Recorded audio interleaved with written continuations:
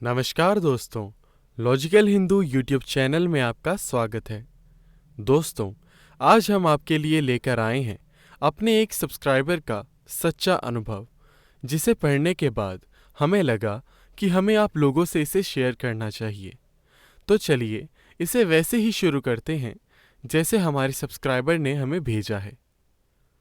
नमस्कार दोस्तों, मेरा नाम जतिन है और आज मैं आप सभी लोगों को मेरे साथ घटी एक ऐसी घटना के बारे में बताने जा रहा हूं जिसे सुनकर शायद आप भी कुछ रात सो ना पाएं। आज से करीब 4 महीने पहले की बात है। मैं और मेरा भाई अमन शाम को क्रिकेट खेलकर मैदान से घर लौट रहे थे। मैं यूपी मुजफ्फरनगर का रहने वाला हूं। घर लौटते वक्त मैंने देखा था कि एक पति अपनी पत्नी को बहुत बुरे तरीके से पीट रहा है। घर के मेन गेट पर तो ताला लगा हुआ था, लेकिन ना जाने कैसे उसी घर की छत पर वो मियाँ बीवी झगड़ रहे थे। मैंने अमन से कहा कि आज भी महिलाओं की क्या दशा है इस देश में। ना जाने कब हम ऐसी कुरीतियों से बाहर निकल पाएंगे। उतने में मैंने देखा कि पति ने पत्नी की आंख में एक नुकीली चीज घुसा दी, जिससे उस महिला की आंख से खून की धार बहने लगी। वो सब देखकर मैं सहम गया। उसके तुरंत बाद उस आदमी ने अपनी पत्नी की चुन्नी से उसका मुंह बांध दिया, शायद इसलिए ताकि उसकी आवाज ज्यादा लोगों को सुनाई ना दे सके। इतना देखते ही मैं उस घर की तरफ भागा। अमन मेरे साथ नहीं आया था। मैं अकेला ही उस घर की ओर भागा और जब तक मैं वहां पहुंचता, उस आदमी ने अपनी पत्नी को छत से नीचे फेंक दिया और खुद अपनी जेब से एक कांच की शीशी निकाली जिसमें भूरे रंग का कोई पदार्थ था और एक ही घूंट में उस शीशी को खाली कर दिया, जिसके तुरंत बाद उसकी आंखें चढ़ गईं और वो पैरालाइज होकर वहीं छत पर गिर पड़ा जिस जगह उसने अपनी पत्नी को गिराया था। मैं उस जगह पहुंचा तो देखा कि कचरे करकट के अलावा और कुछ भी वहां मौजूद नहीं था। मैं बहुत हैरान सा खड़ा रह गया। इतने में अमन ने आकर मुझे होश में लाकर पूछा, भाई यहां क्यों आ गए भागकर? घर चलो, पापा आने वाले होंगे। मुझ में कुछ भी बोलने की हिम्मत नहीं थी, लेकिन फिर भी मैंने अमन से पूछा, क, क, क, क्या क्या तुमने देखा था कि कैसे यहां उसने अपनी अपनी उसकी आंख आंख कैसे उसने गिरा दिया, मार दिया? उसको देखा था ना? अमन ने जवाब दिया, भाई क्या बात कर रहे हो? ये शुक्ला जी का मकान है।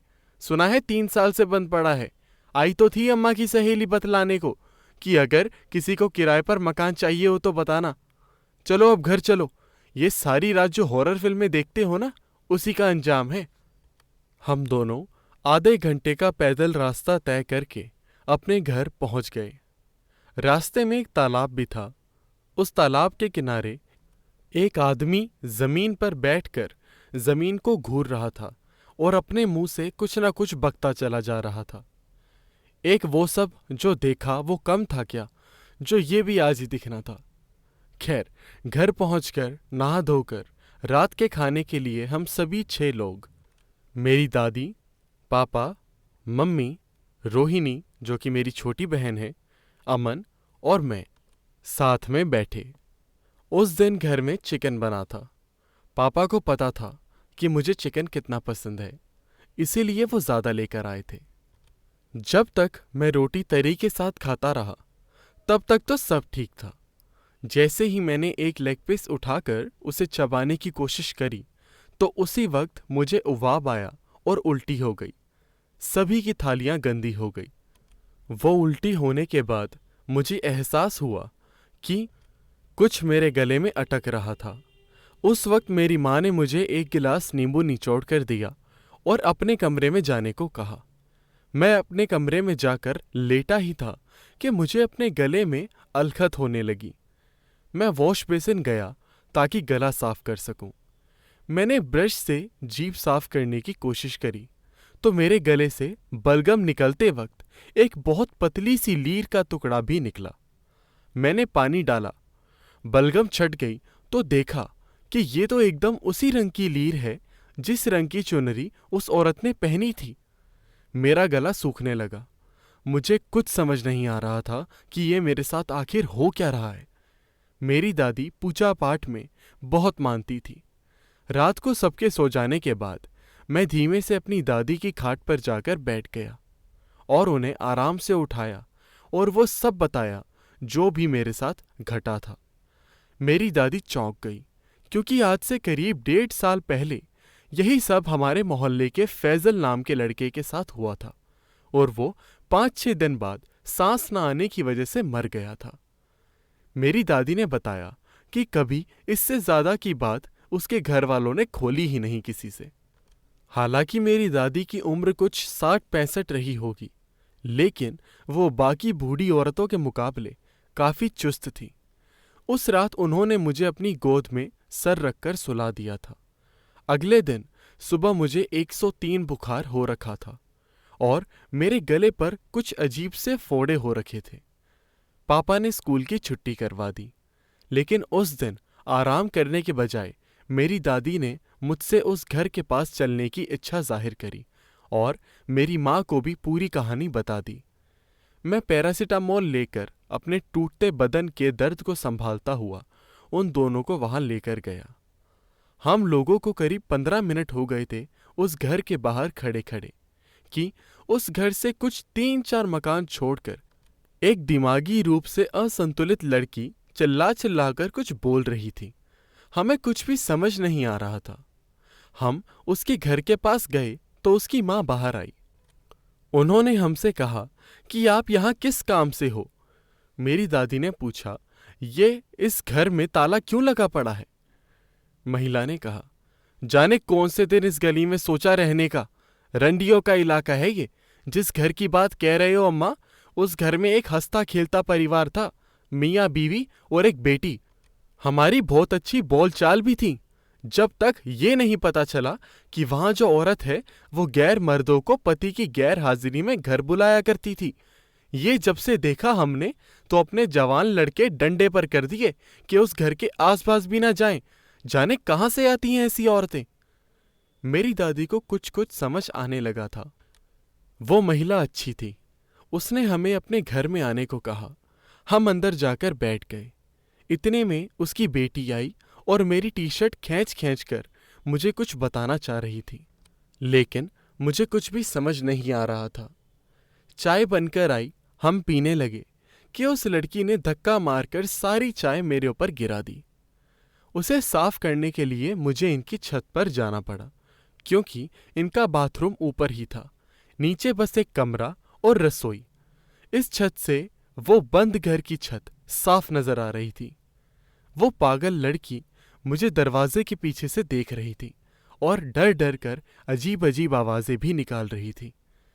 इतने में मेरी माँ ने मुझे आवाज लगाई और घर चलने को कहा। हम घर आ गए। मेरी माँ और दादी को सब साफ साफ समझ आने लगा था। ये खबर एक रोज अखबार में आई तो थी कि एक माँ ने अपनी बेटी को एक आदमी को बेच दिया और उसके पति ने उसे पूरे मोहल्ले के सामने छत पर पीट पीट कर मार दिया और खुद जहर पीकर मर गया। लेकिन ये नहीं मालूम था कि ये हमारे ही इलाके के पास की घटना है। फैजल, जिसकी मौत हुई थी, वो हमारी गली से 3 गली छोड़कर ही रहता था।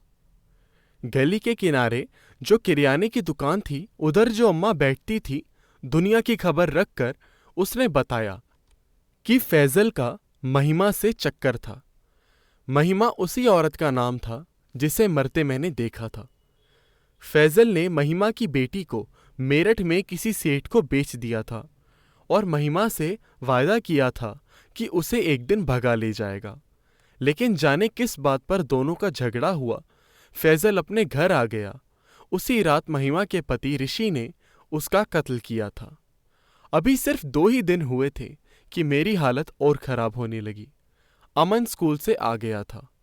उस दिन वो शाम को क्रिकेट खेलने नहीं गया और चुपके से मेरे कमरे में आकर मुझे बताने लगा कि महिमा की लड़की चारू हमारे ही स्कूल में 9वीं कक्षा में पढ़ती थी। मैं उस वक्त यानी कि 3 साल पहले 10वीं में था और आज कॉलेज के फर्स्ट ईयर में हूँ। और मैंने अमन से पूछा कि तुझे महिमा के बारे में कैसे पता चला।